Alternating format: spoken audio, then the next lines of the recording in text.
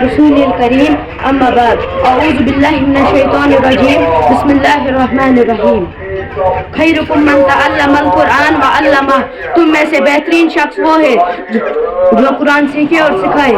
میرے موضوع کا عنوان ہے قرآن کی عظمت۔ قرآن حکیم ناقابل تعریف کتاب، چنانچہ صدیوں پرانا ایک واقعہ امام قرطبی رحمۃ اللہ کے حوالے سے قرآن حکیم کی تفسیروں میں نقل کیا جا رہا ہے۔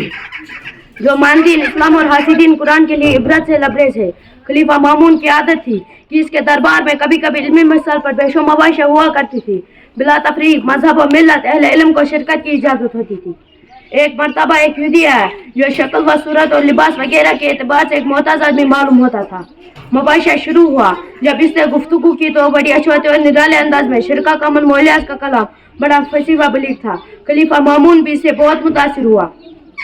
چنانچہ جب مجلس ختم ہوا، خلیفہ نے اسے اپنے پاس بلا کر پوچھا، کیا تم اسرائیل ہو؟ اس نے اقرار کیا۔ خلیفہ نے اس کا امتحان لینے کے لیے کہا، اگر تم مسلمان ہو جاؤ تو ہم تمہارے ساتھ بہت اچھا سلوک کریں گے۔ اس نے جواب دیا، میں اپنے آب و اجداد کے دین کو نہیں چھوڑ سکتا۔ خلیفہ نے بات ہی ختم کر دی اور یہ شخص چلا گیا۔ ایک سال کے بعد یہی شخص مسلمان ہو کر آیا اور مباحثہ میں شریک ہوا۔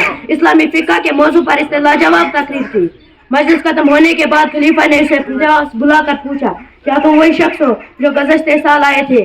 جواب دیا، ہاں وہی ہوں۔ مامون نے جواب دیا، اس وقت تو تم نے اسلام قبول کرنے سے انکار کر دیا تھا، اب مسلمان ہونے کی کیا وجہ ہوئی؟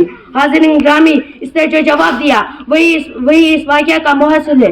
غور سے سماعت فرمائیے۔ اس نے کہا، جب میں یہاں سے لوٹا تو میں نے تمام مذہب کی تحقیق کرنے اور کھرا کھوٹا پہچاننے کی صحیح کی۔ میں ایک خوشنصیب اور کاتب آدمی ہوں، کتابیں لکھ لکھ کر بھیجا کرتا ہوں۔ اللہ کا فضل ہے، میری کتابیں اچھی قیمت پر بک جاتی ہیں۔